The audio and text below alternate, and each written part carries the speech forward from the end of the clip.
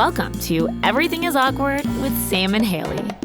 Consider this our little corner to share our most questionable parenting moments so you're able to feel better about your own life. If you want advice, well, we aren't it. We're just two moms with aggressive top knots, open hearts, and bribery candy trying to figure out this parenting circus and remind you that you're doing great. Actually, we have no idea, but just go with it. And now for the moment at hand where Sam goes sans epidural and is transported to an unforgiving ring of fire deep in the jungle. My first birth unfolded with all the fanfare of a visit to H&R Block. The epidural was given at exactly 5 centimeters dilation, and my baby boy arrived after 3 short rounds of pushing. My husband was up on my head, blissfully unaware his world was about to be as shattered as my vagina.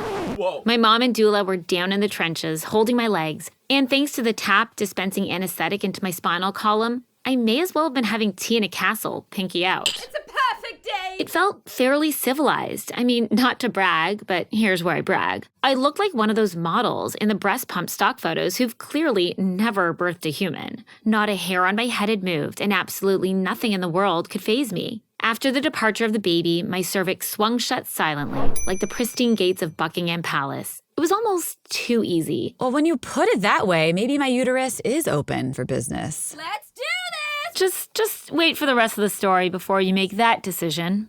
Cue to almost exactly 2 years later, July 4th, the same day these United States came screaming from the loins of a democratic ideal, my contractions were becoming hard to ignore, and my husband realized it was time to get the show on the road. Let's go! I texted my lifeline, doula, and we drove to the hospital, me clenching my entire body as lightning bolts of pain shot through my core.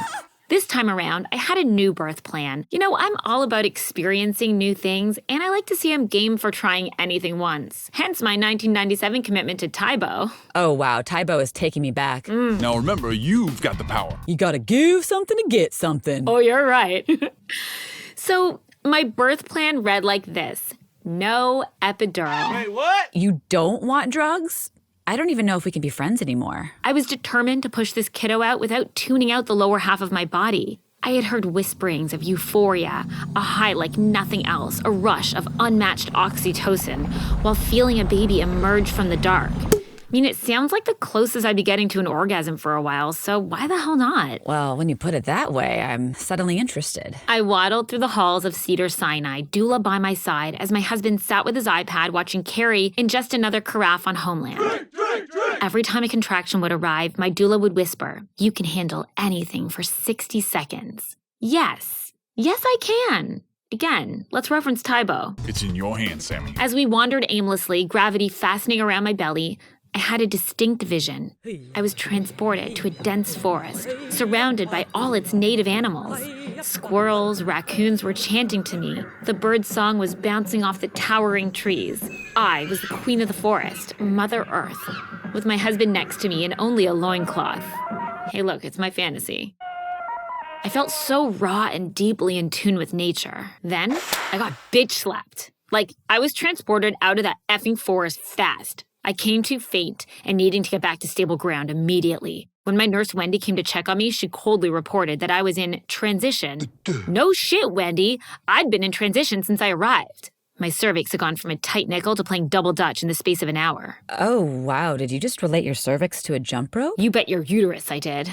My body had lost all control of every function. Every function. I was shaking uncontrollably and had to pee and throw up at the same time, having become a human Instapot that could do it all. I couldn't see straight, and everything was blurry. I was rabid and crazed, and I needed drugs. Hit me. Fast. Yeah, but you're not gonna get drugs because you didn't ask for them. The nurse happily informed me that my doctor was on the way, and we were past the point of having an epidural. That ship and its high tea had sailed. Bye-bye. Next, there was pain.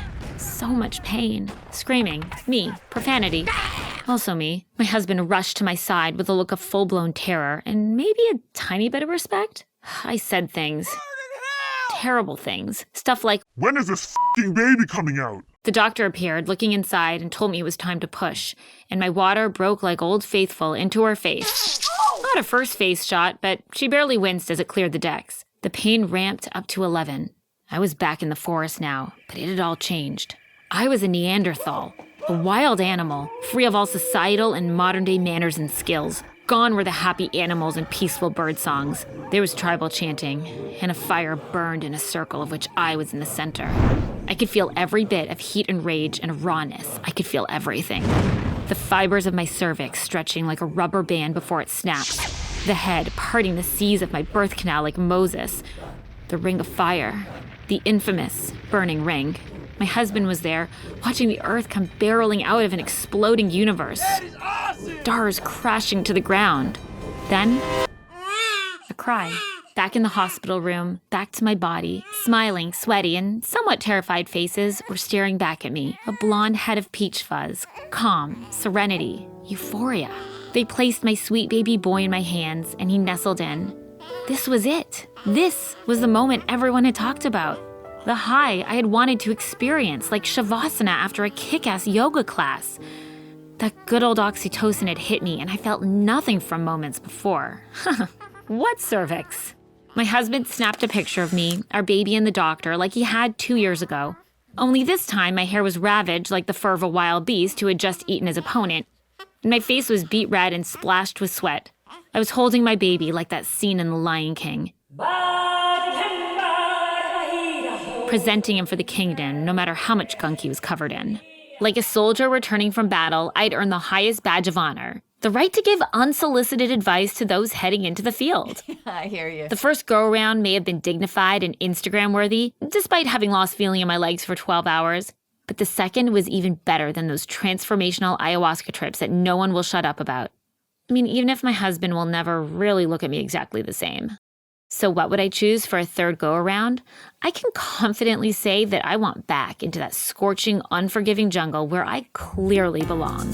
I give you a cringe factor 8 out of 10, Sam. However, 10 out of 10 buckets of respect to the face. God bless the baby makers of the world. God, we're good. That Tarzan is sad and broken.